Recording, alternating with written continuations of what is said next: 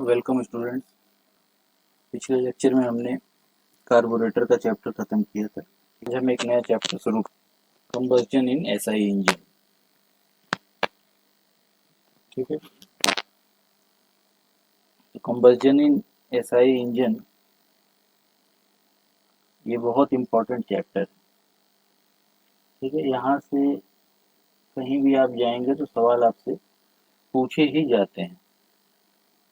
ठीक है, चलिए शुरू करते हैं।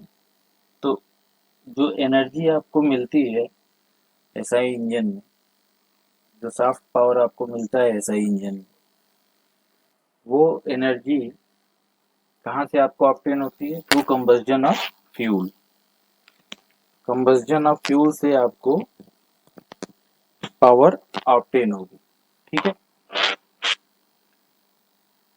क्लियर। अब कंबस्शन का क्या बेनिफिट है ये बताया। To obtain power, basically soft power.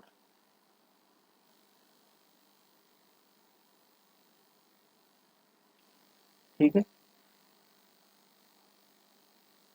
What is combustion? Combustion में हमने आपको बता दिया है व्हाट इज कंबस्शन। एक बार और देख लेते हैं फिर से।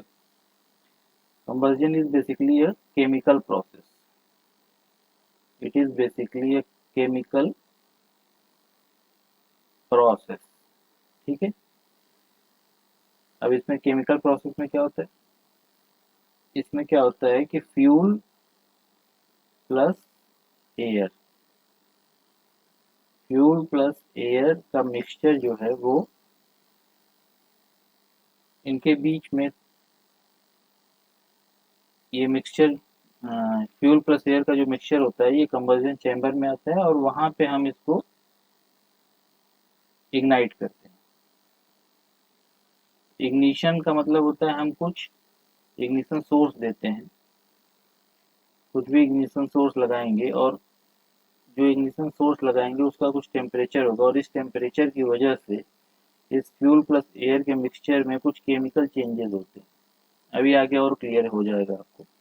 ठीक है, तो ये केमिकल चेंजेस धीरे धीरे धीरे धीरे ऐसे हो जाते हैं कि फ्यूल में बर्निंग स्टार्ट हो जाती है। ठीक है, तो बर्निंग जब स्टार्ट हो जाएगी तो उसी को हम बोलते हैं कंबस्शन। ठीक है, यहाँ जो लिखा हुआ है, relative rapid chemical combination of fuel components with oxygen in the air resulting in liberation of energy in the form of heat. ठीक है, दूसरे तरीके से समझे तो किसी भी फ्यूल को या किसी भी चीज को आपको बर्न करने का मतलब होता है उसको ऑक्सीडाइज करना। किसी भी चीज को आप बर्न करेंगे मतलब उसको आप ऑक्सीडाइज कर रहे हैं। तो जो फ्यूल का कंपोनेंट है प्लस एयर, एयर में ऑलरेडी ऑक्सीजन है। ठीक है, तो ये ऑक्सीजन इस फ्यूल के कंपोनेंट से रिएक्ट करेगा, जिसको हम केमिकली रिएक्शन बोलेंगे। और इस केमिकली रिएक्शन का ट्रिगर जो होगा या जिसको आप कैटलिस्ट पढ़े हैं आज तक, ठीक है, इसको ट्रिगर करेगा टेम्परेचर। मतलब ये टेम्परेचर ऑक्सीजन को फ्यूल से रिएक्ट करने के लिए बोलेगा। ठीक है, और जब फ्यूल ऑक्सीडाइज होने लगा कि इसी को हम बोलेंगे बर्निंग। और ये जब स्पेसिफिक हो जाता है तो इसको बोलते हैं हम कंबस्शन। ठीक है, तो अब नेसेसरी कंडीशन क्या होती है कंबस्शन के लिए? सबसे पहली नेसेसरी कंडीशन, एक मिक्सचर होना चाहिए जो कि जलने लायक हो। Presence of combustible mixture. कोई भी फ्यूल होगा तो वो कम से कम जलने लायक होना चाहिए, तभी तो कंबस्शन होगा। ठीक है, सेकंड, इनिशिएशन। मतलब जैसे हमने यहाँ एसआई इंजन में आपको पता है कि एक स्पार्क प्लग होता है। ठीक है, एक स्पार्क प्लग होता है एसआई इंजन में। यही है आपका मीन्स ऑफ इनिशिएशन। कहीं कहीं स्पार्क प्लग नहीं होता है, जैसे आपका सीआई इंजन में, तो वहाँ कुछ दूसरा होता है। ठीक है, वो भी बताएंगे आगे। तो पहला हो गया प्रेजेंस ऑफ कंबस्टिबल मिक्सचर, दूसरा हो गया some means of initiation of combustion. Third जो है कंबस्शन के लिए इंपॉर्टेंट है, stabilisation and propagation of flame. ठीक है। थर्ड कंडीशन क्या है, जो आपका आपने कंबस्जन स्टार्ट कर दिया, ठीक है, कंबस्जन जैसे ही आप स्टार्ट करेंगे तो एक छोटा सा फ्लेम बनेगा। ठीक है। और अगर वो फ्लेम सस्टेन नहीं करेगा मतलब वो आगे नहीं बढ़ेगा या वो जलता नहीं रहेगा, तो वो दूसरे आसपास के फ्यूल को नहीं जला पाएगा। ठीक है। मतलब अगर आपने आग लगाई और बुझ गया, जैसे मैंने आपको पहले एग्जांपल दिया था माचिस की तीली का, कभी कभी आपकी तीली जलाते ही बुझ जाती है, और कभी कभी वो लकड़ी की जो आगे फास्फोरस लगा होता है वो जलने के बाद लकड़ी में आग पकड़ती है। तो जब पहले बुझ जाती है, इसका मतलब क्या हुआ कि आपकी फ्लेम या जो आपका कंबस्जन है वो सस्टेनेबल नहीं है, आगे नहीं बढ़ रहा है। ठीक है। दूसरे केस में क्या हुआ, आपका फ्लेम प्रोपोगेट कर रहा है और वो जब तक लकड़ी जलती रहेगी तब तक वो स्टेबल रहेगा। ठीक है। तो ये हो गया कंबस्जन इन एसआई इंजन का थोड़ा सा क्यों जरूरी है, क्या उसकी इम्पोर्टेंस है। इम्पोर्टेंस क्या हो गया, टू ऑब्टेन पावर। ठीक है। कंबस्जन क्या होता है, केमिकल या oxidation of fuel is known as combustion. Necessary condition आपको अभी बता दिए। ठीक है। चलिए आगे देखते हैं। अब देखिए हमने आपको एयर फ्यूल रेशियो के बारे में बताया था। ठीक है, mass of air upon mass of fuel, ये आप बहुत अच्छे से जानते हैं। ठीक है। तो प्रॉपर एयर फ्यूल रेशियो जो है वो जरूरी होता है किसी भी एसआई इंजन के लिए या किसी भी इंजन के लिए। एक प्रॉपर या स्टोइकोमेट्रिक एयर फ्यूल रेशियो जरूरी होता है। ठीक है। और ये आपको प्रोवाइड कौन करता है, जैसे एसआई इंजन की बात करें तो ये आपको प्रोवाइड करेगा कार्बोरेटर। ठीक। अगर आपको प्रॉपर नहीं मिलेगा तो आपके इंजन का परफॉर्मेंस और उसकी ड्यूरेबिलिटी दोनों पे इफेक्ट आता है। ठीक है। क्लियर। अब मैंने आपको बताया था कि जो स्टोइकोमेट्रिक मिक्सचर होते हैं वो किसी बुक में 14.5 दिया है, किसी बुक में 14.7 दिया है, किसी में 15 दिया है। ये तीनों सही है। ठीक है। आपको बस ये ध्यान रखना है कि इसके आसपास होना चाहिए। तो गैसोलीन इंजन में जो होता है स्टोइकोमेट्रिक एयर फ्यूल रेशियो, इसको शॉर्ट में बोलते हैं SAFR, ये 14:7:1 होता है। डीजल में 14:5:1 होता है। और अगर आपका फ्यूल अल्कोहल है तो 6.4:1 होगा। ठीक है। ये रेशियो है, इनको आपको दिमाग में रखना है। ठीक है। तो अल्कोहल के लिए आपका AFR कम होता है। ठीक है। आपको ये भी बताया जा चुका है कि स्टोइकोमेट्रिक से इधर और इधर अगर आपका एयर कम होता जाएगा या मास ऑफ फ्यूल बढ़ता जाएगा, इन दोनों कंडीशन में क्या होगा, अगर एयर कम होगा तो भी लीन होगा, अगर सॉरी एयर कम होगा तो रिच होगा। मास ऑफ फ्यूल अगर कांस्टेंट हुआ और एयर कम होता गया तो रिच होगा। ठीक है। अगर मास ऑफ एयर कांस्टेंट है, मास ऑफ फ्यूल बढ़ता गया तो भी रिच होगा। ठीक है। इसका अपोजिट क्या होगा, लीन होगा। तो अगर इससे ये 14.7 घट के 13 हो जाए, ये दोनों कंडीशन हो सकती है, या तो आपका मास ऑफ एयर बढ़ रहा है, sorry mass of air constant है, मास ऑफ फ्यूल बढ़ रहा है, ठीक है, तो भी रीच होगा। क्लियर। और मास ऑफ फ्यूल कांस्टेंट है, मास ऑफ एयर घट रहा है तो भी रीच होगा। तो इन दोनों कंडीशन को में कोई भी पॉसिबल है, दोनों कंडीशन में से कुछ भी होगा तो मिक्सचर रिच होगा, और अगर इसका अपोजिट होगा तो मिक्सचर लीन होगा। ठीक है। तो इसको बोलते हैं, ये आप समझ लीजिए कि रिच और लीन मिक्सचर क्या होता है। इसमें ज्यादा आपको बताया जा चुका है सब कुछ। अब एक टर्म आता है इक्विवेलेंस रेशियो। ठीक है। इक्विवेलेंस रेशियो क्या होता है कि ये actual mass fuel air ratio और स्टोइकोमेट्रिक फ्यूल एयर रेशियो का रेशियो होता है। ठीक है। ये देखिए इसका फॉर्मूला ये है, एक्चुअल और स्टोइकोमेट्रिक। फ्यूल एयर रेशियो का रेशियो होता है। अब ऐसा क्यों होता है? ये तो आपको स्टोइकोमेट्रिक तो आपको चाहिए, ये आइडियल कंडीशन है, बट एक्चुअली प्रैक्टिकल कंडीशन में फ्यूल एयर रेशियो वेरी करते हैं। ठीक है, तो फ्यूल एयर रेशियो स्टोइकोमेट्रिक से कितना वेरी कर रहा है, ये आप इन दोनों के रेशियो को बोलते हैं स्टोइकोमेट्रिक रेशियो। तो अगर फाई 1 है मतलब फ्यूल एयर स्टोइकोमेट्रिक और फ्यूल एयर रेशियो एक्चुअल दोनों बराबर हैं। ठीक है, फाई इज लेस देन 1, इसका मतलब क्या हुआ? अगर फाई इज लेस देन 1 है तो मिक्सचर लीन है, और अगर फाई इज ग्रेटर देन 1 है तो मिक्सचर रिच है। ठीक है, इसमें कोई बहुत खास बात समझने की नहीं है। फाई ग्रेटर कब होगा? जब फ्यूल एयर रेशियो एक्चुअल ज्यादा होगा। ठीक है, और एक्चुअल फ्यूल एयर रेशियो अगर एक्चुअल ज्यादा है इसका मतलब मिक्सचर रिच है। फ्यूल एयर रेशियो एक्चुअल कम है इसका मतलब मिक्सचर लीन है। ठीक है, तो इक्विवेलेंस रेशियो का इंपॉर्टेंस क्या है कि जब कंबस्जन प्रोडक्ट की एनालिसिस की जाती है, ठीक है, जो आपका धुआं निकलता है उसकी जब एनालिसिस करते हैं तो इस एनालिसिस से हल, अगर आपका स्टोइकोमेट्रिक मिक्सचर है तो दूसरा यहाँ पे एनालिसिस आएगा, एनालिसिस का रिजल्ट अलग आएगा। लीन मिक्सचर है तो एनालिसिस का रिजल्ट अलग आएगा, मतलब कितना CO है कितना CO2 है ये सब।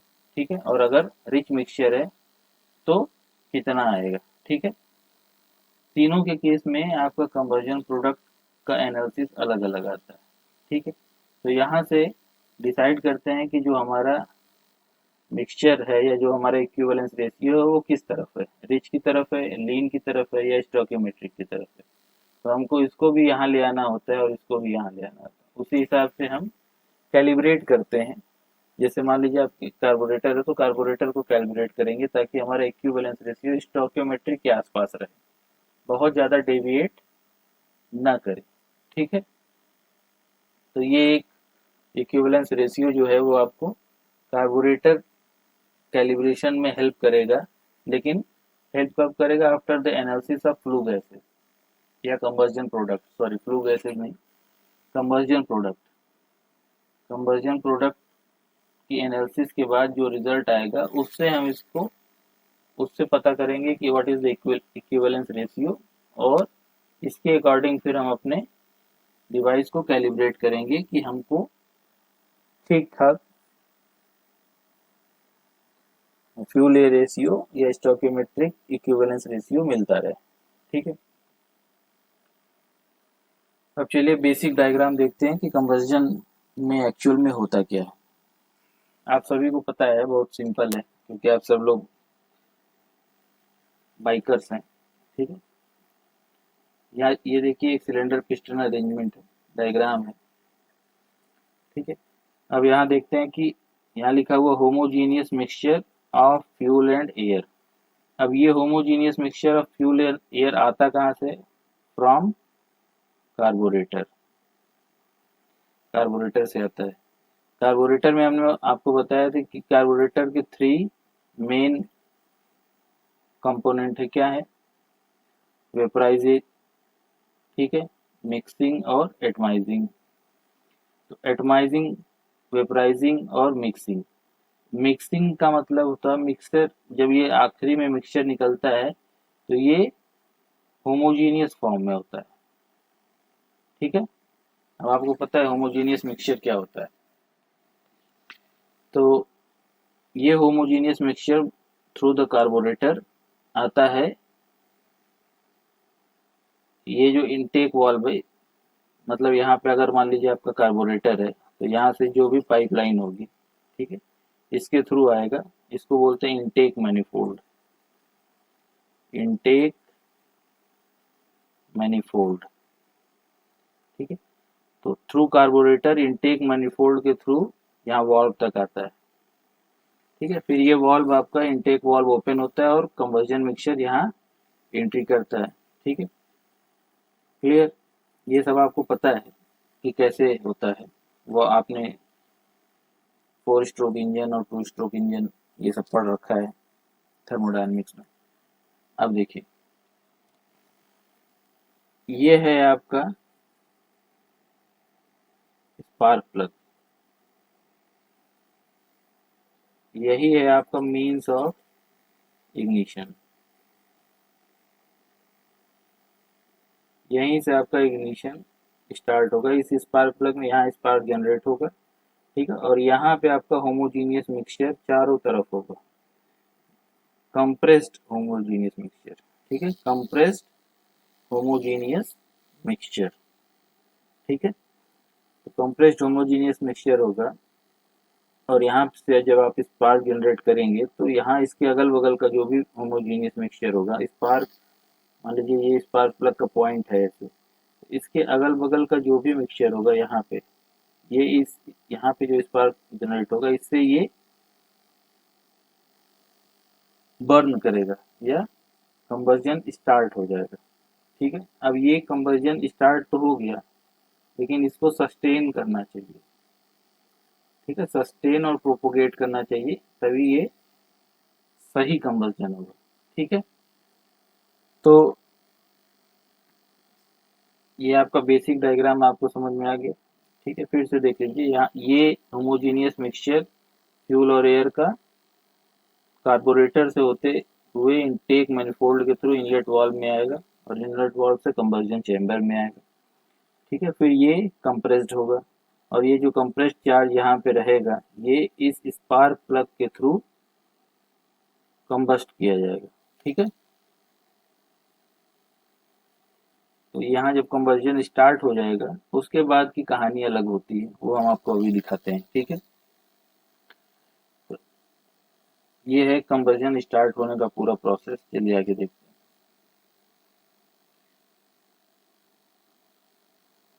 चलिए देखिए, अब दो तीन टाइप के कंबस्शन होते हैं वो आप देख लीजिए। सबसे पहला होता है कंट्रोल्ड कंबस्शन। कंट्रोल्ड का मतलब जैसा हम चाहें बिल्कुल वैसे ही चीजें हों, ठीक है। तो हालांकि एक्चुअल प्रैक्टिस कंडीशन में ऐसा कभी होता नहीं, लेकिन कंट्रोल्ड का मतलब ये होता है कि जैसे हम चाहें, जितना हम चाहें उतना ही, जैसे हम चाहते हैं कि आप लोग खूब पढ़ें लेकिन आप लोग पढ़ते नहीं, मतलब मेरा आपके ऊपर कंट्रोल नहीं है, ठीक है। तो ये अगर कंट्रोल कंबर्जन की बात करें तो, और हम कंबर्जन किसके थ्रू स्टार्ट करते हैं, स्पार्क प्लग के थ्रू। तो हम ये चाहते हैं कि जब तक स्पार्क प्लग से स्पार्क ना निकले कंबर्जन स्टार्ट ना हो, ठीक है। इसको बोलेंगे कंट्रोल्ड कंबर्जन, ठीक है। तो एक लाइन में लिखा हुआ है कि when combustion is initiated by spark, ठीक है। ये चीजें बहुत इंपॉर्टेंट है, इसको ध्यान से समझिएगा। कंट्रोल्ड कंबर्जन का मतलब when the combustion is initiated by spark, और सिर्फ स्पार्क से ही होना चाहिए और कोई अदर दूसरा कारण नहीं होना चाहिए, ठीक है। Second one is uncontrolled combustion. Uncontrolled का मतलब स्पार्क से ना होते हुए भी कहीं और से हो जाए, ठीक है। इस स्पार्क से ना ही हो, किसी और मीन्स से शुरुआत हो, ठीक है। अगर स्पार्क से होगा तो कंट्रोल्ड, स्पार्क से नहीं होगा तो अनकंट्रोल्ड, ठीक है। तो अगर नहीं हो रहा है तो एक जगह होती है हॉट स्पॉट, ठीक है। ये आप बहुत सारे टर्म में सुने होंगे, ये यहाँ का हॉट स्पॉट है, वो वहाँ का हॉट स्पॉट है। जैसे कंबस्शन चैम्बर में भी एक कुछ जगहें होती हैं जिसको हॉट स्पॉट बोलते हैं। अब हॉट स्पॉट कैसे आता है, क्यों आता है, ये आगे दिखाएंगे आप। तो ठीक है, अगर स्पार्क प्लग से ना होके हॉट स्पॉट से हो या किसी और मीन्स से हो तो उसको बोलेंगे अनकंट्रोल्ड कंबस्शन, ठीक है। Third one is abnormal combustion. Abnormal क्या होगा, मतलब ना कंट्रोल्ड हो ना अनकंट्रोल्ड हो, ठीक है। मिक्सचर अपने आप ही जले, ठीक है। जो फ्यूल एयर मिक्सचर है वो अपने आप ही जले, मतलब spontaneously ignite without an ignition source, जिसको हम बोलते हैं ऑटो इग्निशन, ठीक है। अगर मिक्सचर आपका सेल्फ बर्निंग कैपेसिटी रखता है, खुद ही जलता है, ठीक है, उसको बोलते हैं एबनॉर्मल कंबशन। ठीक, तो ये तीनों टर्म इंपॉर्टेंट है, what is controlled combustion, what is uncontrolled combustion and what is abnormal combustion. ये तीनों चीजें आपको दिमाग में रखनी है, तभी चीजें आगे की समझ में आएंगी। चलिए हम नॉर्मल कंबशन देखते हैं। ठीक है, नॉर्मल कंबशन में यहाँ डायग्राम में देखिए आप, इस डायग्राम में देखिए तो यहाँ से ये स्पार्क जनरेट हुआ, ठीक है, इसमें मिक्सचर आ चुका है और कंप्रेस्ड हो चुका है, स्पार्क जनरेट हो चुका है। ठीक है, इस स्पार्क, ये आपका साइड व्यू है, ये आपका टॉप व्यू है, और ये साइड व्यू है। ठीक है, तो ध्यान रखिएगा, अगर आपका स्पार्क जनरेट हो गया, ठीक है, इसके आसपास जो कुछ भी फ्यूल होगा या जो कुछ भी फ्यूल एयर मिक्सचर होगा या जो कुछ भी चार्ज होगा, ठीक है, वो कंबस्जन उसमें स्टार्ट हो जाएगा, यानी उसमें बर्निंग स्टार्ट हो जाएगी। ठीक है, अगर बर्निंग स्टार्ट हो गई इसके आसपास, ठीक है, तो सबसे पहले क्या होगा, जो भी छोटा सा एरिया होगा जहां बर्निंग स्टार्ट होगी उसको बोलेंगे न्यूक्लियस, सबसे स्मॉल एरिया जो जहां से बर्निंग स्टार्ट होगी उसको बोलेंगे हम न्यूक्लियस। ठीक है, मतलब जिसको हिंदी में आप समझ लीजिए कि चिंगारी। ठीक है, जहां से आप, जहां से स्टार्ट होगी बर्निंग उसको इंग्लिश में बोलते हैं न्यूक्लियस, देसी भाषा में उसको चिंगारी बोलते हैं। ठीक है, जैसे लोग बोलते हैं चिंगारी से आग पकड़ती है, तो जहां वो चिंगारी स्टार्ट होगी या जहां चिंगारी दिखाई देगी उसी को बोलेंगे हम न्यूक्लियस। अब उस चिंगारी से ही, मान लीजिए चिंगारी, तो इसके अगल बगल भी आपका चार्ज है, ये चिंगारी इसके अगल बगल वाले चार्ज में आग लगाएगी। ठीक है, तो इस अगल बगल वाले जो चिंगारी आग लगाती है, ठीक है, या फ्यूल, अच्छे से समझिए, तो फ्यूल जो है इसके आसपास का जो फ्यूल है, सराउंडेड फ्यूल एयर मिक्सचर जो है, उसमें बर्निंग स्टार्ट होगी। सबसे पहले ऐसे न्यूक्लियस एक बना और इसके आसपास का एक फ्यूल एरिया यहाँ तक बर्न हुआ। ठीक है, यहाँ बर्निंग स्टार्ट हुई। अब ये जो बर्निंग स्टार्ट हुई है, ये इसके अगल बगल की जो फ्यूल एयर चार्ज है उसको बर्न करेगा ऐसे, और ये सब कुछ सिलेंडर के अंदर है। ठीक है, फिर ये जो बना है फ्लेम, ये इसके अगल बगल को स्टार्ट करेगा, ऐसे ही फ्लेम ऊपर से नीचे तक ऐसे बढ़ता जाएगा, इधर से इधर भी बढ़ेगा, इधर से इधर भी बढ़ेगा। ये है नॉर्मल कंबस्शन। मतलब आपका यहाँ से स्टार्ट हुआ, स्पार्क प्लग से आपने स्पार्क जनरेट किया, उससे न्यूक्लियस बना, न्यूक्लियस से इसको बोलते हैं, ये जो बन रहा है ऐसे चंद्रमा टाइप का, इसको बोलते हैं फ्लेम फ्रंट। कोई भी फ्लेम होती है, जैसे मान लीजिए आग हो, आग ऐसे अगर ऐसे फैल रही है, जैसे आपकी पानी में आप सपोज करिए ये वाटर बॉडी है और यहाँ आपने कंकड़ मार दिया, तो क्या होता है, लहर ऐसे ऐसे फैलती है। तो जो लहरें ऐसे ऐसे ऐसे आगे मूव करती है इसको बोलते हैं वेव फ्रंट। वेव आगे बढ़ती जाती है तो जो उसका अगला हिस्सा होता है उसको बोलते हैं वेव फ्रंट। ऐसे ही जो फ्लेम होता है, उसके फ्लेम के आगे का हिस्सा, अगर इसको आप पूरा ऐसे गोला बना दें, कंबर्जन चैम्बर ना हो तो ऐसे राउंड राउंड सा दिखेगा। ठीक है, अगर आप टॉप व्यू में देखें तो ये यहाँ से स्टार्ट हुआ और ये ऐसे ऐसे आगे बढ़ रहा है, इसको बोलते हैं आपका फ्लेम फ्रंट। ठीक है, तो जो न्यूक्लियस, न्यूक्लियस के बाद पहला फ्लेम फ्रंट जो बनेगा वो आगे वाले चार्ज को बर्न करेगा, फिर दूसरा फ्लेम फ्रंट बनेगा। ये पहला दूसरा मैं आपको समझाने के लिए बोल रहा हूँ, ऐसा कुछ होता नहीं, यही चीजें आगे बढ़ती चली जाती है। ठीक है, तो नॉर्मल कंबस्जन की कंडीशन क्या है कि स्पार्क जनरेट आपने किया, उससे न्यूक्लियस बना, न्यूक्लियस से फ्लेम फ्रंट बना, और वो flame front one by one spark plug से आखिरी तक पहुंच रहा है, स्पार्क प्लग से लास्ट तक पहुंच रहा है। ठीक है, यहाँ से यहाँ तक। ठीक, इसको बोलेंगे आपका नॉर्मल कंबस्जन। आप यही चाहते हैं कि हमारे स्पार्क प्लग से जो हमने जनरेट किया है, मान लीजिए यहाँ पिस्टन है, स्पार्क प्लग पे जो हमने स्पार्क दिया है, ये यहाँ से जले और यहाँ तक आए। ठीक है, मतलब आपका फ्लेम जो है वो सस्टेन भी हो और प्रोपगेट भी होता चला जाए यहाँ से यहाँ तक आखिरी तक। इसको बोलेंगे नॉर्मल कंबर्जन। ठीक है, अब ये देखिए लिखा हुआ है, when the flame spread continues to the end of the combustion chamber without any abrupt change in its speed and shape. ठीक है, यही हमने आपको एक लाइन जो ये लिखा हुआ है यही इतने देर से समझा रहे थे आपको। सेकंड लाइन है combustion spread to the envelope of the mixture containing the thread. ठीक है, थ्रेड का मतलब यही, ये जो फ्लेम फ्रंट है इसी को हमने थ्रेड बोला हुआ है।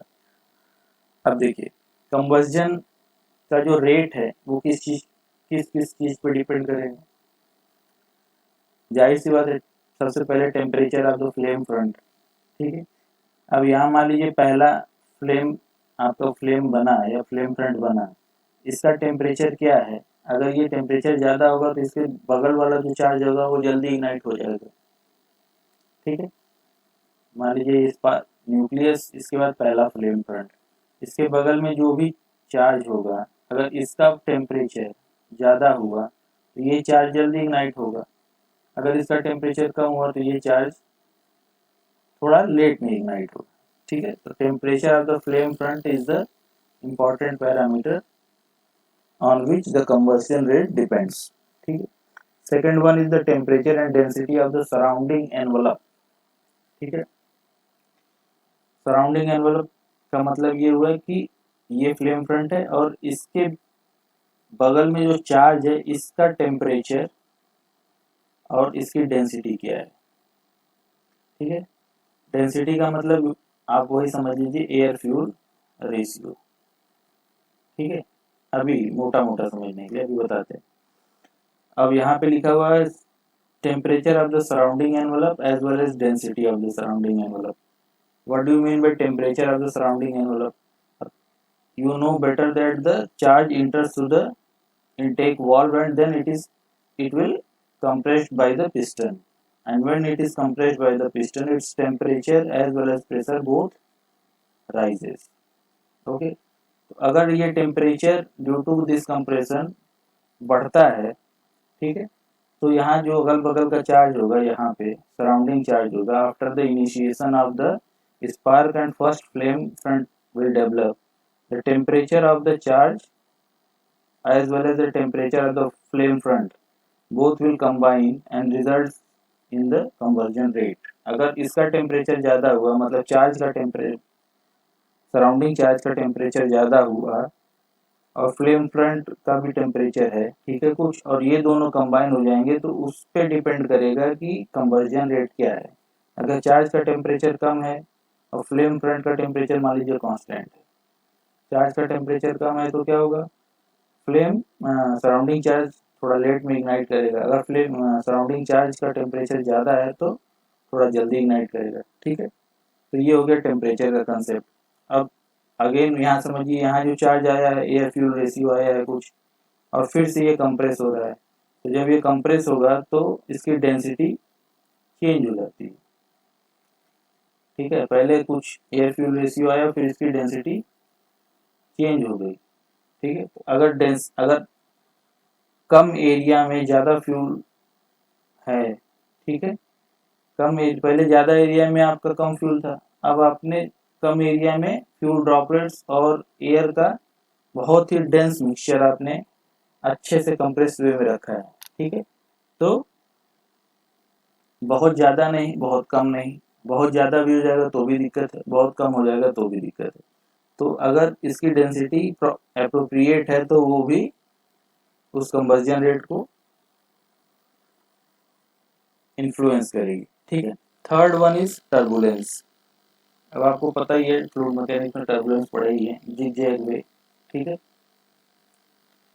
तो अगर जैसे यहाँ पिस्टन, जो पिस्टन का हेड होता है यहाँ पे कुछ आपको कुछ टर्बुलेंस क्रिएट करने के लिए थोड़े से डिजाइन दिए जाते हैं। ठीक है, जो आपको थोड़ा टर्बुलेंस क्रिएट करते हैं।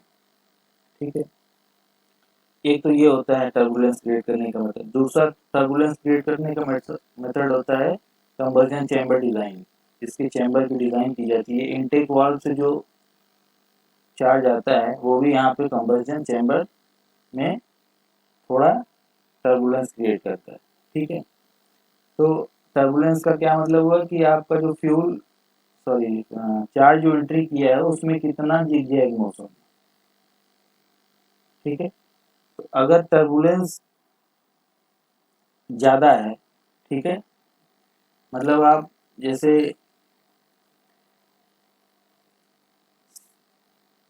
अगर सिंपल फ्लो है और टर्बुलेंट फ्लो है, ठीक है, तो टर्बुलेंट फ्लो में आपको पता है कि सिंपल फ्लो में आपको लेयर बाय लेयर ऐसे में चलता चला जाता है, और टर्बुलेंट फ्लो में क्या होता है, यहाँ पार्टिकल यहाँ जाता है, यहाँ पार्टिकल यहाँ जाता है, यहाँ पार्टिकल यहाँ आता है, मतलब एक मिक्सिंग होती है। ठीक है, तो एक मिक्सिंग की वजह से क्या होता है कि कंवर्जन रेट डिपेंड करता है इस पे, ये तो आपको साफ साफ दिख रहा है। ठीक है, मिक्सिंग की वजह से कंवर्जन के रेट पे चेंज आएगा। ठीक है, और दूसरी चीज क्या होती है देखिए,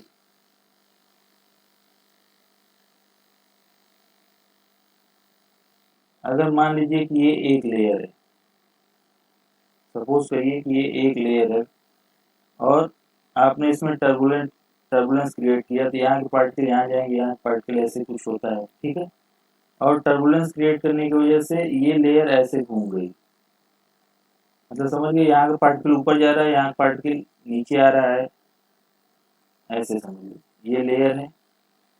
अब यहाँ का पार्टिकल ऊपर गया, यहाँ का पार्टिकल नीचे आया, तो ये लेयर ऐसे ऐसे ऐसे टर्न हो रही है। ऐसा मतलब ये शेप नहीं बनेगा, समझाने के लिए बता रहा हूँ कि आपका जो ये लेंथ थी ये घूम के ऐसे ऐसे होगी। ठीक है, तो जब ये ऐसे ऐसे हो गई घूम के, तो ठीक है, यहाँ पे ये जो जगह खाली होगी। ठीक है, तो अगर आपका जैसे आपकी एक वायर है, एक वायर है जिसकी लेंथ इतनी है। ठीक है, अगर आप इसको ऐसे राउंड राउंड घुमा दीजिए स्प्रिंग की तरह, ठीक है, तो क्या होगा, इतने ही लेंथ में आपका ये वायर अगर ऐसे ऐसे घुमा दीजिए, ऐसे ऐसे, तो एक सिंगल लेंथ और ये राउंड वायर दोनों के एक्चुअल लेंथ में अंतर होता है। मतलब अगर राउंड वायर की लेंथ ये है तो सिंगल लेंथ की वायर ये होगी, और अगर इस लेंथ जो बड़ी वाली वायर है इसको आप चाहे तो इसमें ऐसे ऐसे ऐसे करके फिट कर सकते हैं। तो बेसिकली मतलब क्या हुआ कि इस बड़े वाले लेंथ को अगर इस एरिया में फिट करना है, ठीक है, तो इसको टर्बुलेंस देना पड़ेगा। यहाँ स्प्रिंग के वक्त दिखाया गया है, और टर्बुलेंस देने का मतलब क्या हुआ, आपका सरफेस एरिया इंक्रीज कर जाता है, क्योंकि ये वायर है इतनी लंबी, इसका सरफेस एरिया जाहिर सी बात है छोटे वाले वायर से ज़्यादा होगा। तो अगर सरफेस एरिया इंक्रीज कर जाएगा तो हीट ट्रांसफर रेट बढ़ जाता है। ठीक है, हीट ट्रांसफर रेट आपने हमेशा पढ़ रखा है, is proportional to Q is proportional to surface area, ये पढ़ाई है। ठीक है, तो अगर सरफेस एरिया बढ़ गया तो हीट ट्रांसफर रेट बढ़ जाता है, हीट ट्रांसफर रेट बढ़ने का मतलब क्या हुआ, कंबर्जन रेट चेंज हो जाएगा। ठीक है, उसके बाद लिखा हुआ फ्लेम स्पीड इंक्रीजेस। अगर आपने टर्बुलेंस बढ़ा दिया तो जाहिर सी बात है कि यहाँ से फ्लेम मिक्सिंग ज़्यादा होगी तो फ्लेम स्पीड अपने आप बढ़ जाती है। ठीक है, तो ये है नॉर्मल कंबर्जन। ठीक है, अब जो डिज़ाइनर होते हैं उनका क्या ऑब्जेक्टिव होता है, उनका ऑब्जेक्टिव ये होता है कि under normal combustion conditions the combustion is controlled. वो ये चाहते हैं कि हमेशा कंट्रोल्ड कंबर्जन, वो जैसे चाहें, भाई डिज़ाइनर है तो जैसे चाहे वैसे,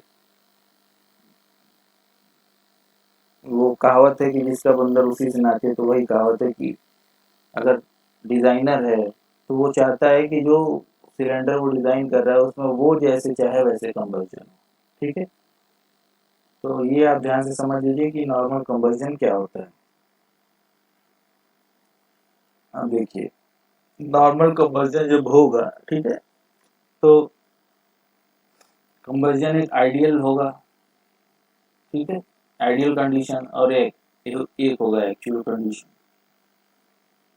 आइडियल कंडीशन क्या होगा और एक्चुअल कंडीशन क्या होगा, ये जो आपको डायग्राम दिखाया जा रहा है, ठीक है, ये आइडियल पी थीटा डायग्राम है, P for pressure, theta for the crank angle, ठीक है, diagram for 4 stroke SI engine, ठीक है। अब आपको पता ही है कि 4 स्ट्रोक में क्या होता है, ये कंप्रेशन होता है, ठीक है। तो पहला प्रोसेस क्या हो गया, कंप्रेशन, ठीक है। तो यहाँ बीडीसी से टॉप डेड सेंटर टीडीसी तक आएगा पिस्टन, इसको बोलेंगे आप कंप्रेशन प्रोसेस। जब ये कंप्रेशन प्रोसेस हो जाएगा तो फिर आप पढ़े हैं कि यहाँ पे फिर क्या होता है, इग्निशन होता है, फिर यहाँ पे पावर जनरेट होती है, फिर उसके बाद क्या होता है, एक्सपेंशन होता है, ठीक है। तो from BDC to TDC ideally it is a compression process, ठीक है। कौन सा कंप्रेशन होता है ये आपको बताया जा चुका है, आइसेंट्रोपिक कंप्रेशन होता है। तो 0 डिग्री मतलब यहाँ पे है, और 180 डिग्री मतलब टॉप डेड सेंटर पे, ठीक है। तो क्रैंक 0 डिग्री पे है, ठीक है, वहां से इनटेक हुआ 0 डिग्री पे है, तो फिर चार्ज आपका इनलेट वाल्व के थ्रू आया और फिर कंप्रेशन स्टार्ट हुआ और टॉप डेड सेंटर तक कंप्रेशन हुआ, ठीक है, ये आपने पढ़ा हुआ है। उसके बाद आपका स्पार्क जनरेट हुआ और कंबस्जन हुआ। तो जब स्पार्क जनरेट होकर कंबस्जन होता है तो उसको आपने बोला हुआ है पावर स्ट्रोक, ठीक है। तो जब भी आइडियल कंडीशन होगी तो एग्जैक्टली टीडीसी पे जब पिस्टन होगा मतलब पूरा कंप्रेशन हो जाएगा, उसके बाद स्पार्क जनरेट होगा, और स्पार्क जनरेट होगा तो कंबस्जन होगा, तो प्रेशर शूट कर जाएगा, ठीक है। कंबस्जन होगा तो उसके अंदर पावर कहाँ जनरेट होगी, कंबस्जन आपने एसआई में क्या पढ़ा हुआ है, इट इज एन आइसोकोरिक, ठीक है, कांस्टेंट वॉल्यूम पे आपका कंबस्जन होता है, ठीक है। कांस्टेंट वॉल्यूम पे जो अपना हीट एडिशन या कंबस्जन जो होता है उसकी वजह से आपका प्रेशर शूट अप कर जाता है, मतलब प्रेशर अचानक से सिलेंडर के अंदर बढ़ जाता है, और फिर वो ही आपको एक्सपेंशन स्ट्रोक के थ्रू मिलता है, ठीक है। तो जो आइडियल डायग्राम है उसमें क्या होगा, 0 to 180 कंप्रेशन, ठीक है। फिर जैसे ही पिस्टन 180 पे होगा कंबस्जन स्टार्ट होगा और प्रेशर शूट अप कर जाएगा, ठीक है, मैक्सिमम प्रेशर तक यहाँ पे शूट होगा, उसके बाद फिर एक्सपेंशन स्ट्रोक चालू हो जाएगा, ठीक है, और फिर ये 360 पे आएगा और फिर से वही कहानी दोबारा से शुरू हो जाती है। तो ये आइडियल कंडीशन है, ठीक है। लेकिन एक्चुअल में इंस्टेंटेनियस कंबस्जन प्रोसेस कभी होता नहीं। इंस्टेंटेनियस का मतलब जब पिस्टन 180 डिग्री पे है, जब पिस्टन 180 डिग्री पे होगा तभी कंबस्जन होगा, ये पॉसिबल नहीं है, ठीक है। मतलब जब पिस्टन 180 डिग्री पे होगा तभी कंबस्जन स्टार्ट होगा, ये पॉसिबल नहीं है, ठीक है।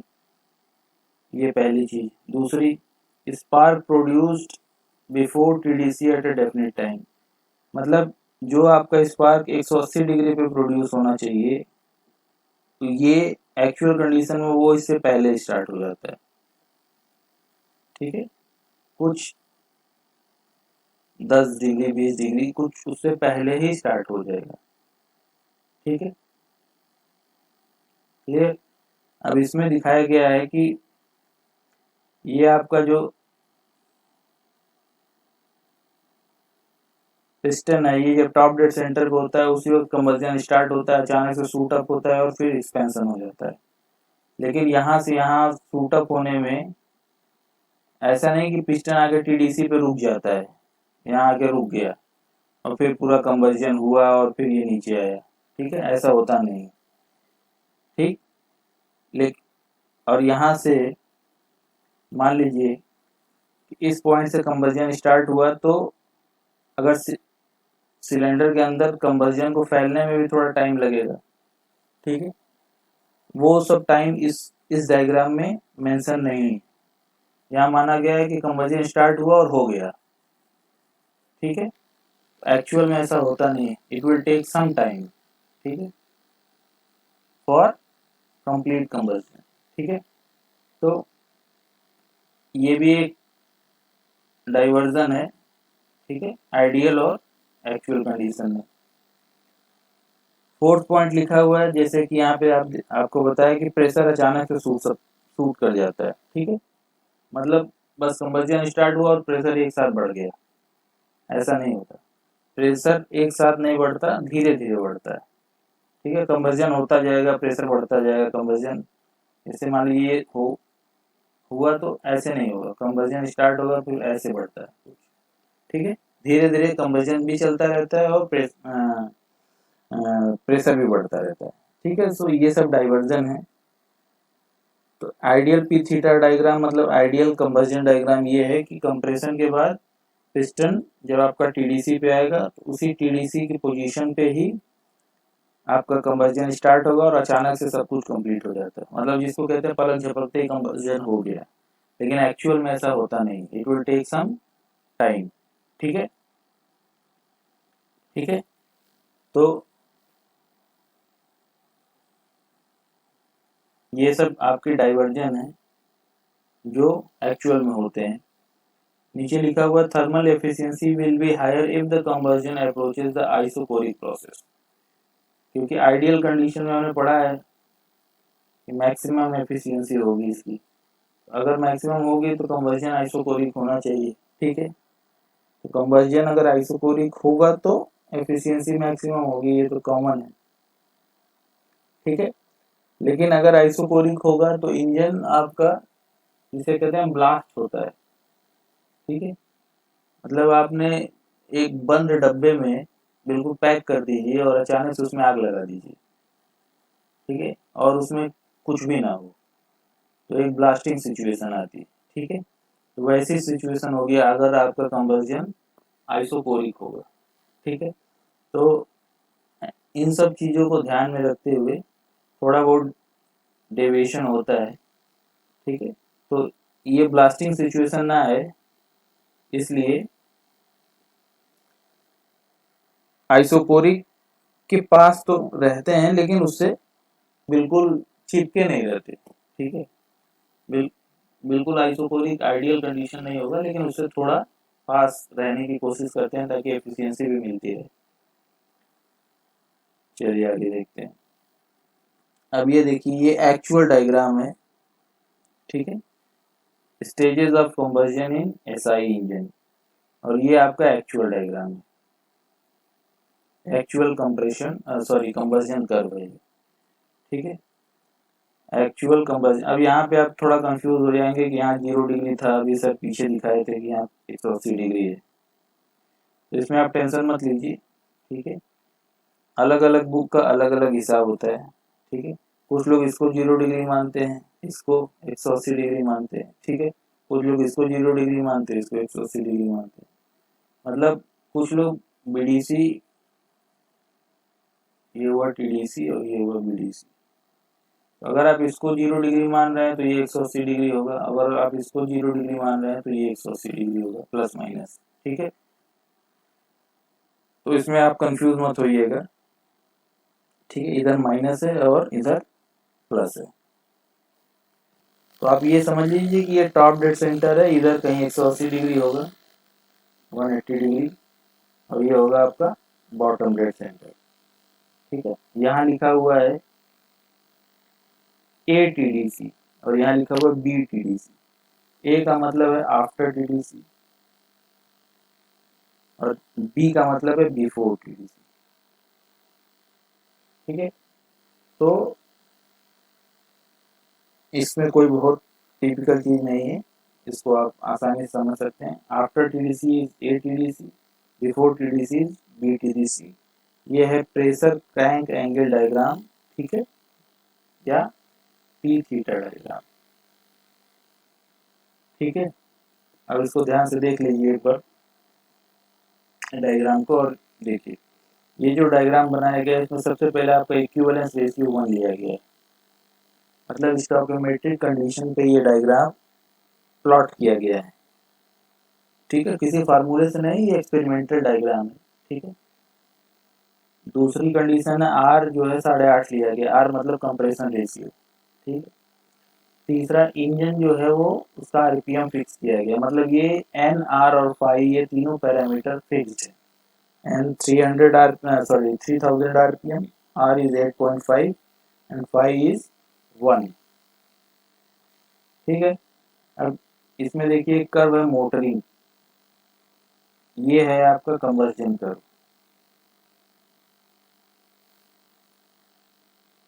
This is your combustion curve.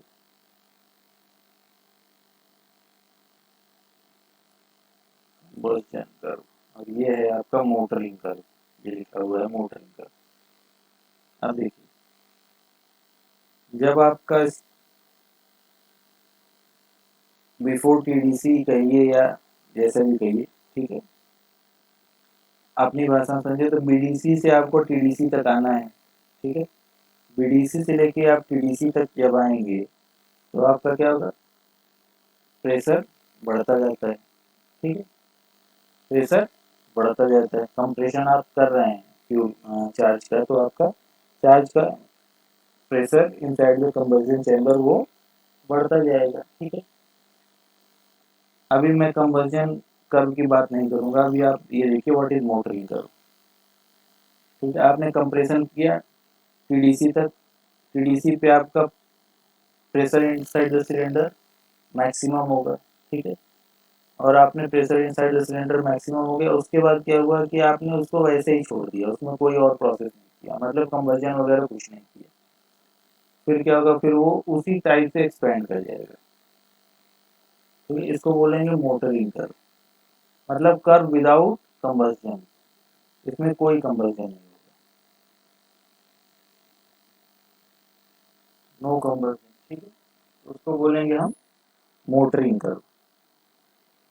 ठीक है, तो मोटरिंग कर्व का मतलब समझ में आ गया आपको। ये इसलिए डायग्राम ड्रॉ किया जाता है मोटरिंग को, ताकि आपको ये पता चले कि what is the effect of combustion, ठीक है, ऑन द प्रेशर। ठीक है, कंबशन का क्या इफेक्ट होता है प्रेशर पे। अब देखिए, फिर से यहीं से चलते हैं, आप इधर टॉप डेड सेंटर की तरफ मूव कर रहे हैं।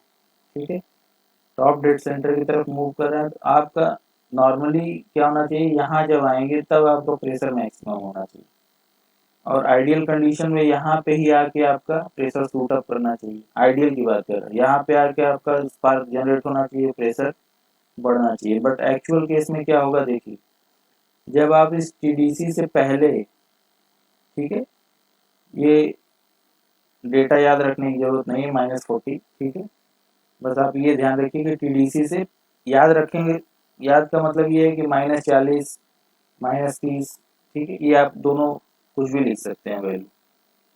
ठीक है, अलग अलग किताबों में अलग अलग दिया हुआ है, बट आपको एक इंडिकेटिव डायग्राम, इंडिकेटिव वैल्यू लिखनी है, ठीक ठाक वैल्यू लिखनी है। ठीक है, 20 भी लिख देंगे तो भी चलेगा, लेकिन ऐसा नहीं कि 80 लिख दिए। ठीक है, तो यहाँ पे ठीक ठाक वैल्यू लिख दीजिएगा। अब ये समझिए कि टीडीसी से जब आपका क्रैंक, यहाँ पे जो ये वैल्यू होगी, मान लीजिए ये 30 है, -30, मतलब 30 डिग्री पहले है। ठीक है, 30 डिग्री पहले है, मतलब अभी आपका कंप्रेशन अंडर प्रोसेस है, कंप्रेशन आपका खत्म नहीं हुआ है। ठीक है, कंप्रेशन प्रोसेस खत्म नहीं हुआ है, अभी 30 डिग्री और क्रैंक घूमेगा तो कंप्रेशन प्रोसेस खत्म होगा। ठीक है, तो जब आपका 30 डिग्री पहले क्रैंक है टीडीसी से, तो उसी वक्त आपका स्पार्क इनिशिएट हो जाता है। क्लियर हुआ। आइडियल में क्या होना चाहिए, जब आपका पिस्टन बिल्कुल टीडीसी पे हो तब स्पार्क इनिशिएट होना चाहिए, बट एक्चुअल में क्या है, जब आपका पिस्टन 30 डिग्री पहले है टीडीसी से, तभी आपका स्पार्क इनिशिएट हो गया। ठीक है, क्लियर। अब आइडियल कंडीशन क्या है, स्पार्क इनिशिएट होते ही कंबशन पूरा हो जाना चाहिए, जितनी जल्दी जितना तेज हो सकता है। ठीक है, मतलब यहाँ पे स्पार्क जनरेट हुआ और कंबशन कंप्लीट हो गया, लेकिन एक्चुअल कंडीशन में ऐसा नहीं होता। एक्चुअल में क्या हुआ, यहाँ पे आपका स्पार्क जनरेट हुआ, अब देखिए ये मोटरिंग कर्व है, ठीक है। मतलब यहाँ से लेके यहाँ तक आपका कंप्रेशन प्रोसेस अभी भी वही कर्व फॉलो कर रहा है जो विदाउट कंबस्जन वाला था। मतलब कंबस्जन ए से बी तक में कंबस्जन स्टार्ट नहीं हुआ, यहाँ ए से लेके बी तक में कोई कंबस्जन स्टार्ट नहीं हुआ, जबकि आपने स्पार्क जनरेट कर दिया है, ठीक है। इस एक ए से लेके बी तक को स्टेज 1 हमने बोला है, ठीक है। अभी बताएंगे कि आपका स्टेज 1 क्या होता है, ठीक है। मतलब ए से बी के बीच में आपका कंबस्जन स्टार्ट नहीं हुआ है, कुछ और हो रहा है। अभी बताते हैं क्या हो रहा है। अब यहाँ देखिए पॉइंट बी से ले पॉइंट बी पे आइए, तो इस पॉइंट बी से ये दूसरा कर्व इधर जा रहा है और ये मोटरिंग कर्व इधर जा रहा है। मतलब यहाँ से आपका कंबस्जन स्टार्ट हो गया, ठीक है। एक्चुअल कंबस्जन यहाँ से स्टार्ट हो गया। अगर कंबस्जन नहीं होगा तो कर्व इधर जाएगा, और अगर कंबस्जन हो रहा है तो कर्व इधर जाएगा, ठीक है। तो पॉइंट बी को बोलते हैं प्रेशराइज अगेंस्ट मोटरिंग कर्व, ठीक है।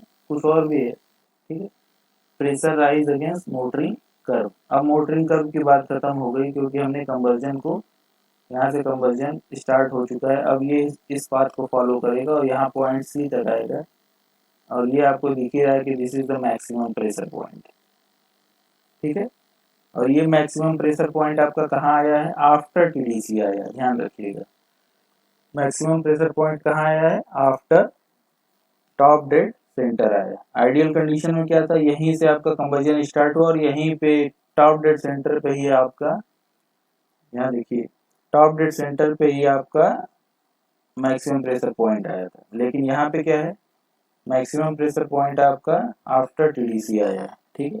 कुछ आया है 10-15 डिग्री, ठीक, पॉइंट सी तक आ गया, ठीक है। अब पॉइंट सी के बाद ये कर्व दोबारा से एक्सपेंशन स्ट्रोक, यहाँ देखिए ये जो है एक्सपेंशन स्ट्रोक स्टार्ट हुआ, यहाँ पे भी एक्सपेंशन स्ट्रोक स्टार्ट हुआ, ठीक है। और यहाँ एक पॉइंट, अब आप सोचेंगे यहाँ तो कंबस्जन खत्म हो जाना चाहिए, तो ये कहाँ से आ रहा है? पॉइंट डी है आपका कंबस्जन प्रोसेस कंप्लीशन, ठीक है। तो पॉइंट डी है आपका,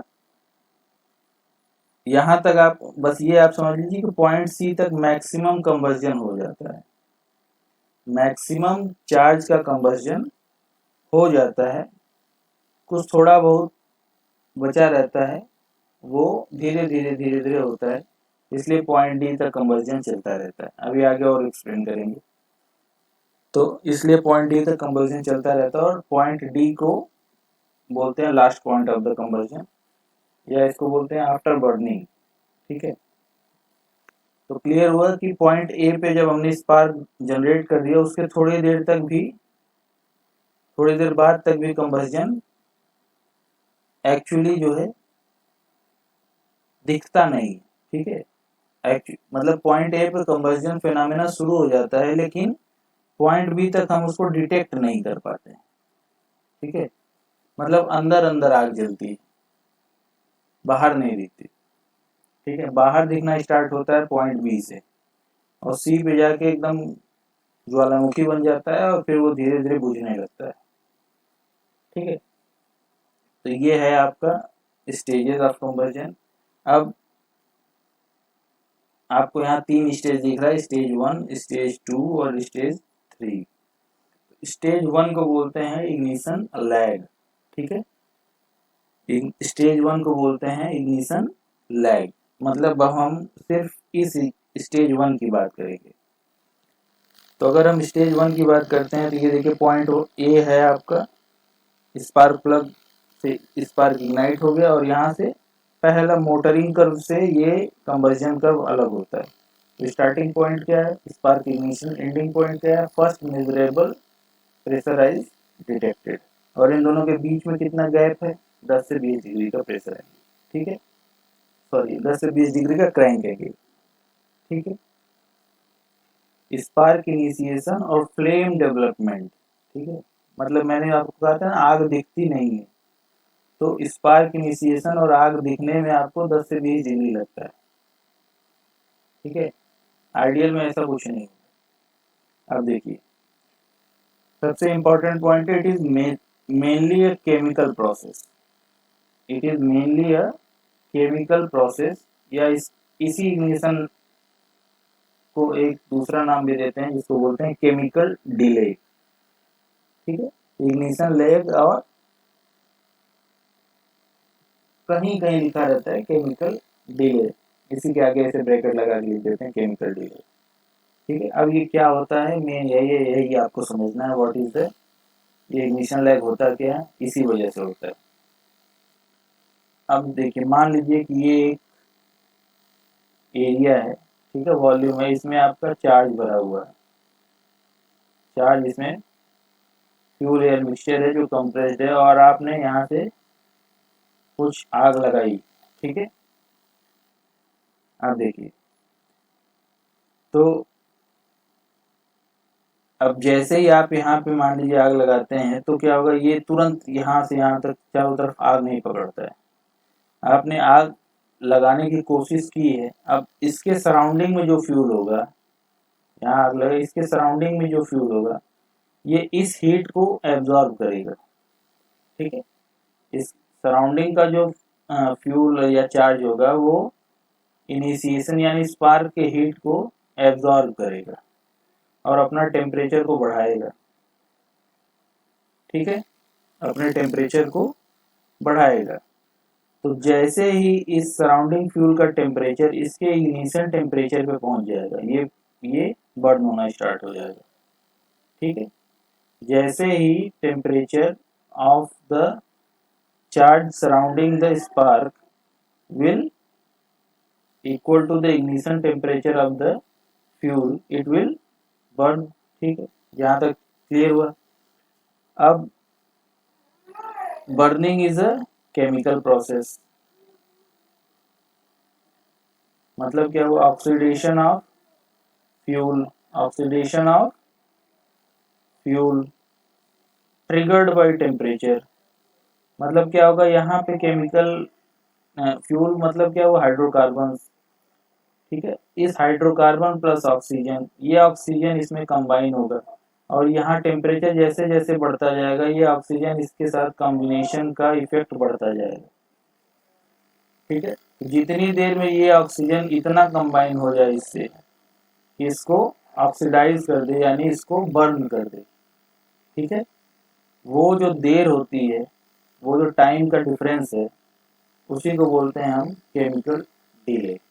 फिर से समझिए, जो भी हाइड्रोकार्बन है, ठीक है, इसमें ऑक्सीजन जुड़ेगा, और ये टेम्परेचर से ट्रिगर होगा, मतलब टेम्परेचर बढ़ता जाएगा, तो ये हो सकता है ऑक्सीडेशन और तेज होता जाएगा। ठीक है, तो आप इग्निशन से आप टेम्परेचर हल्का सा दिए, और इनिशियल में क्या था, इनिशियल में भी ऑक्सीजन थी भाई, जो आप चार्ज दिए थे उसमें एयर और फ्यूल दोनों था, तो एयर में ऑक्सीजन होता है और फ्यूल में हाइड्रोकार्बन, लेकिन ये बर्निंग नहीं होती। आपने इसको ट्रिगर किया बर्न करने के लिए, मतलब आपने इसको थोड़ा सा टेम्परेचर दिया, तो ये ऑक्सीजन तुरंत हाइड्रोकार्बन पर अटैक कर देगा और इसको ऑक्सीडाइज करना शुरू करेगा। धीरे धीरे धीरे धीरे ऑक्सीडाइज होना शुरू होगा, और जैसे जैसे केमिकल रिएक्शन होता जाएगा अंदर अंदर, ठीक है, बाहर कुछ नहीं दिखेगा, लेकिन चार्ज के अंदर आपका केमिकल रिएक्शन स्टार्ट हो जाएगा, मतलब फ्यूल आपका हाइड्रोकार्बन ऑक्सीडाइज होना स्टार्ट हो जाएगा। और जब ऑक्सीडेशन होगा तो वो भी एक एक्सोथर्मिक रिएक्शन होती है, और फ्यूल का थोड़ा सा चार्ज का थोड़ा टेम्परेचर और बढ़ेगा, फिर ऑक्सीडेशन और बढ़ेगा, और एक समय आएगा जब ये चार्ज या ये जो फ्यूल है इसमें, वो अपने सेल्फ इग्निशन टेम्परेचर पे पहुंच जाएगा, या यूं कहिए कि इग्निशन टेम्परेचर पे पहुंच जाएगा। ठीक है, जैसे ही फ्यूल इग्निशन टेम्परेचर पे पहुंच जाएगा, इसमें बर्निंग स्टार्ट हो जाएगी। जैसे ही बर्निंग स्टार्ट होगी, ये आपको दिखने लगेगा, मतलब बर्निंग स्टार्ट होगी तो क्या मतलब, फ्लेम डेवलप हो जाएगा। ठीक है, तो जब तक फ्लेम डेवलप नहीं होता है और ऑक्सीडेशन प्रोसेस चलता रहता है, इसी को बोलते हैं केमिकल डिले या केमिकल या इग्निशन लैग। ठीक है, अब आप सोच रहे होंगे ये बहुत लंबा हिसाब किताब होता है, एक्चुअल में ये इतने का हिसाब किताब होता है। ठीक है, मिली सेकेंड्स। ठीक है, मिली सेकेंड्स में ये काम होता है, मतलब जो इग्निशन लैग होता है वो आपका मिली सेकेंड्स में होता है। तो ये क्लियर हुआ व्हाट इज इग्निशन लैग। चलिए देखिए, अब इग्निशन लैग कुछ चीज़ों पर डिपेंड करता है। First one is nature of the fuel. भाई फ्यूल का इग्निशन टेम्परेचर क्या है, इस पे इग्निशन लैग हमेशा डिपेंड करेगा। अगर आपका फ्यूल का इग्निशन टेम्परेचर ज़्यादा है तो इग्निशन लैग ज़्यादा होगा। मतलब अगर फ्यूल बहुत गर्मी में बहुत ज़्यादा टेम्परेचर चाहिए उसको जलने के लिए, तो आपको जाहिर सी बात है ऑक्सीडेशन धीरे धीरे होता जाएगा, और जब टेम्परेचर पहुँचेगा तभी इग्निशन स्टार्ट होगा, तो कंबशन स्टार्ट होगा। तो उसको अगर नेचर ऑफ फ्यूल, या यूँ कहिए कि अगर इग्निशन टेम्परेचर ज़्यादा है तो इग्निशन लैग ज़्यादा होगा। Temperature and pressure of fuel air mixture, ये अभी आपको थोड़ी देर पहले बताया था कि आपने कंप्रेस किया, ठीक है, और उसके साथ आपने स्पार्क दिया। एक तो कंप्रेसर से आपने टेम्परेचर बढ़ाया, स्पार्क से भी टेम्परेचर बढ़ाया। अगर ये कंप्रेशन की वजह से अगर आपका टेम्परेचर ज़्यादा है, मतलब अगर ये आपने आर अगर बढ़ा दिया, ठीक है, कंप्रेशन रेशियो बढ़ा दिया, तो उसका टेम्परेचर फाइनल जो कंप्रेस्ड चार्ज होगा उसका टेम्परेचर बढ़ जाएगा, ठीक है, तो फ्यूल जल्दी बर्न होगा। Concentration of residual from previous cycle.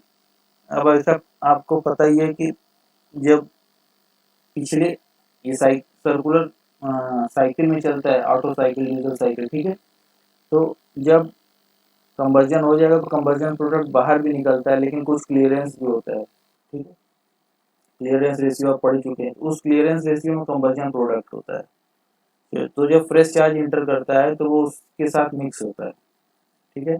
अगर क्लियरेंस बहुत ज़्यादा है तो जो एयर फ्यूल रेशियो आ रहा है वो एक्चुअल उतना नहीं होगा अंदर कंबर्जन सिलेंडर के अंदर जितना आपने भेजा है, वो चेंज हो जाएगा। तो अगर वो चेंज हो जाता है, पहली बात। दूसरी बात, जो कंबर्जन प्रोडक्ट होगा उसका एक टेम्परेचर होता है, ठीक है, क्योंकि वो भाई आग लगने के बाद उसमें जो धुआं होता है वो थोड़ा गर्म रहता है सिलेंडर, ठीक है, वो उसके साथ मिक्स होगा। तो ये टेम्परेचर और उसकी कंसंट्रेशन या डेंसिटी, ये दोनों चीज़ें मिला के भी इस पे भी इग्निशन लैग डिपेंड करेगा, ठीक है। उसके बाद केमिकल रिएक्शन रेट, ये तो पता है केमिकल रिएक्शन हो रहा है, उसका रेट जितना तेज होगा उतना कम होगा इग्निशन लैग। और एक है लोकल टर्बुलेंस। अगर टर्बुलेंस, ये तो बता ही चुके हैं कि अगर टर्बुलेंस आपको है अच्छा तो इग्निशन लैग कम होगा, ठीक है। चलिए नेक्स्ट देखते हैं। अब दूसरा क्या है, मेन स्टेज। यही मेन स्टेज है जिसमें कंबर्जन होता है, ठीक है। तो इसका स्टार्ट पॉइंट है पॉइंट बी और एंड पॉइंट है पॉइंट सी। तो स्टार्ट पॉइंट क्या होगा, जहां से आपका सडन प्रेशराइज शुरू होता है, और एंड पॉइंट क्या है, जहां फ्लेम ट्रेवल कंप्लीट करता है। मतलब जैसे आपका ये सिलेंडर है, ये पिस्टन है, यहाँ आपने स्पार्क प्लग लगा दिया, अब यहाँ से स्टार्ट हुआ, ठीक है। जैसे ही कंबर्जन स्टार्ट होगा आपका प्रेशराइज दिखने लगेगा आपको, और ये फ्लेम फ्रंट यहाँ से होते होते होते होते यहाँ तक आएगा, ठीक है। आखिरी स्टेज तक यहाँ तक आएगा, मतलब ये कहिए कि इसके अंदर जितना भी चार्ज है वो बर्न हो गया, ठीक है। इसको बोलेंगे फ्लेम ट्रेवल कंप्लीशन, ठीक है। तो एंड पॉइंट वो होगा जो यहाँ पे फ्लेम ट्रेवल कंप्लीट हो जाएगा। अब इसमें क्या होता है, both physical and chemical process are involve, ठीक है, both physical and chemical process involve. Chemical process आपको पता है, आगे कंबर्जन होता जा रहा है, फ्लेम फ्रंट आगे ट्रेवल करता जा रहा है, और साथ साथ आपका ये पिस्टन भी मूव कर रहा है, ठीक है। इसमें ऐसा माना जाता है कि जो फ्लेम है वो कांस्टेंट स्पीड से बढ़ रहा है, ठीक है। ये एक टाइप का माना किया जाता है, ऐसा ऐसा देखा गया है, ठीक है। एक्सपेरिमेंटली ऐसा देखा गया है कि फ्लेम जो है वो कांस्टेंट स्पीड से बढ़ता है, ठीक है। फ्लेम की स्पीड जो होती है वो पहले कम होती थोड़ी ऐसे होती है, फिर कांस्टेंट हो जाती है, फिर ऐसे हो जाती है। आगे आगे बताएंगे आपको, ठीक है। तो ये जो है ये कांस्टेंट, ये रीजन होता है, मतलब कांस्टेंट स्पीड से बढ़ता है, ठीक है। इस जब इसमें क्या होता है, both sparking and combustion occur simultaneously. अब कुछ लोग, जैसे कुछ लोगों को एक बार वो एक स्पार्क दे दिया, उसके बाद जो है कंबशन स्टार्ट हो गया, अब स्पार्क स्पार्क देने की जरूरत नहीं है, अब आग तो आग लगी गई है, ऐसा नहीं होता है, ठीक है।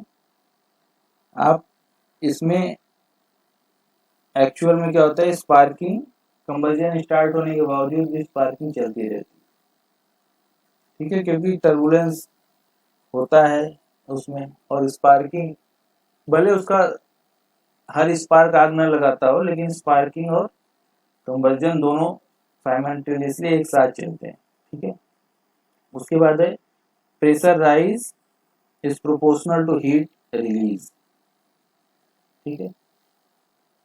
जितना कंबशन होता जाएगा उतना टेम्परेचर बढ़ता जाएगा, और जितना टेम्परेचर बढ़ता जाएगा उतना ही प्रेशर बढ़ता जाएगा, क्योंकि ये क्लोज सिस्टम एनालिसिस है, ठीक है। क्लियर, ये तो आपको पता ही है।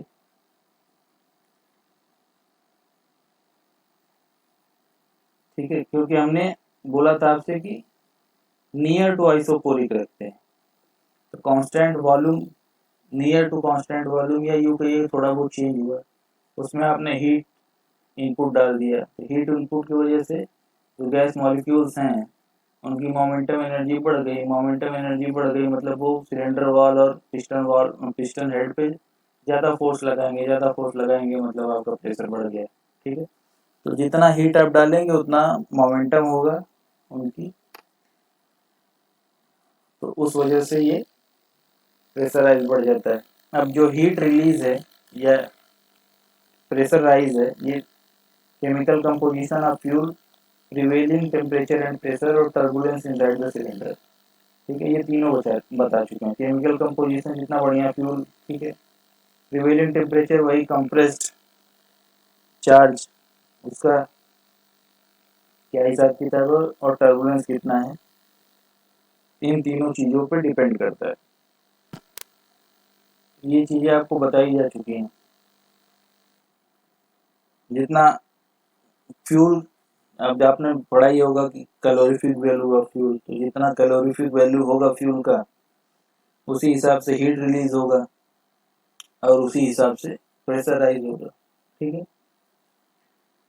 तो आप पॉइंट सी तक पहुंच गए हैं, ठीक है। और ये देखिए, ये स्टार्ट होता है, ये एक चीज है छूट गई, स्टार्ट होता है 28 डिग्री, ये एग्जैक्ट डेटा आपको याद रखने की जरूरत नहीं है, एक नॉर्मल डेटा याद रखिए, 30 डिग्री और 10 डिग्री ऐसे भी लिख सकते हैं।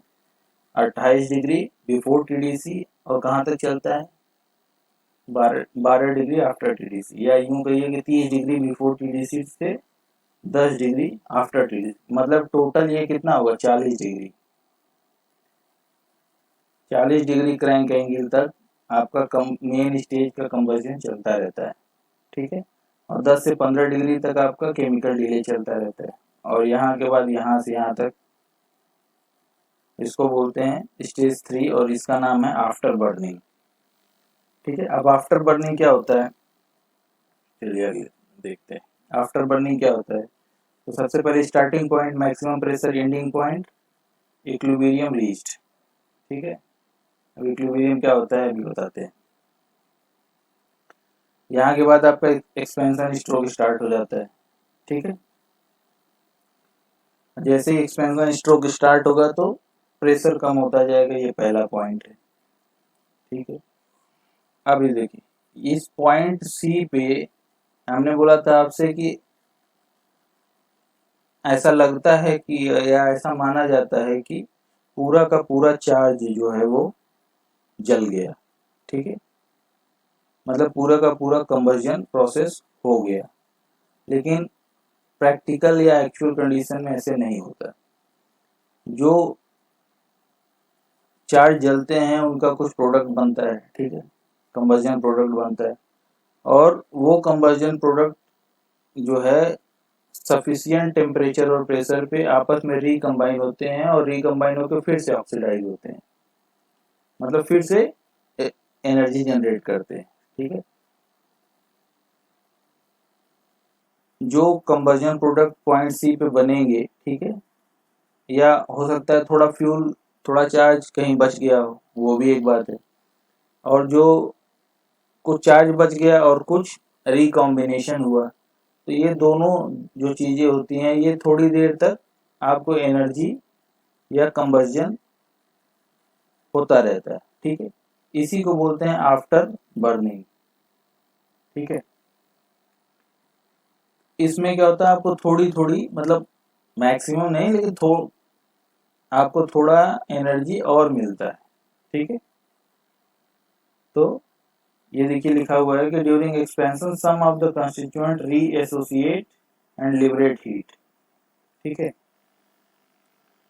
जो मैंने आपको बताया, हो सकता है कि कुछ चार्ज कहीं बचा हुआ हो, पूरा चार्ज ना जला हो। ठीक है, थोड़ा बहुत, मतलब बहुत माइनर, और जो आपका कंबर्जन होने के बाद जो कंपाउंड्स बने वो दोबारा से प्रेशर टेम्परेचर का, क्योंकि एक्सपेंशन होता है, प्रेशर डाउन होता है, साथ साथ टेम्परेचर भी डाउन होता है, तो टेम्परेचर प्रेशर की वजह से जो जब उनको अपना फेवरेबल कंडीशन मिलता है तो वो आपस में रिकम्बाइन होते हैं, रिकम्बाइन होने में फिर से एनर्जी निकलती है, अगर रिकम्बिनेशन के बाद फिर से ऑक्सीडाइज होंगे तो फिर से एनर्जी निकालेंगे, तो इन वजहों से आपको थोड़ा थोड़ा हीट दोबारा से या थोड़ी थोड़ी एनर्जी मिलती रहती है। ठीक है, इसी को बोलते हैं आफ्टर बर्निंग।